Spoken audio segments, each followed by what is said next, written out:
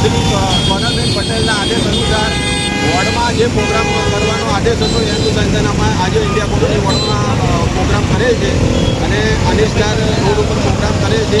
આની હાલત બહુ જ ખરાબ છે. આ રોડની વધારેમાં વધારેના રોડ ગટર પાણી બધાની અહીંયા તકલીફ ચાલી રહી છે અને કોર્પોરેશનનો જે 15-53-03 છે એ તો શોભાના ગાંઠિયા જેવો છે. એની અંદર ફરિયાદ કરે કોઈ કારણનું કોઈ નિરાકરણ આવતું નથી અને પ્રજા ત્રાહિમામ થઈ ગઈ છે.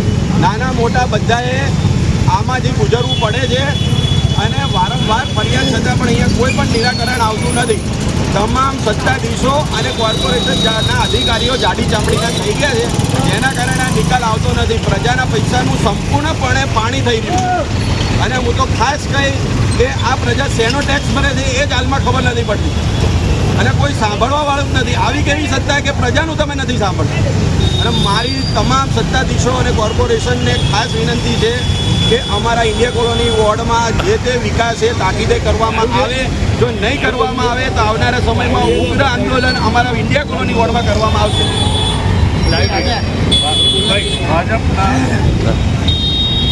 ભાજપના સત્તાધીશો ઘોર નિદ્રામાં ઉઠી ગયા છે અને આ દાખલો ઇન્ડિયા કોલોની વોર્ડમાં છે અને આખા અમદાવાદમાં આવી પરિસ્થિતિ છે.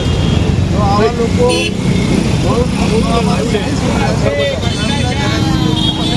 બહાર કાઢવું પડશે અને કોર્પોરેશનના જે સત્તાધીશો છે એ પણ આંધળા બની ગયા છે. એમને આ રસ્તા ઉપર દેખાતું નથી. આવું નહીં થાય તો અમે એના કોર્પોરેશનમાં ઘેરાવો નાખવામાં પણ વાત કરીશું નહીં.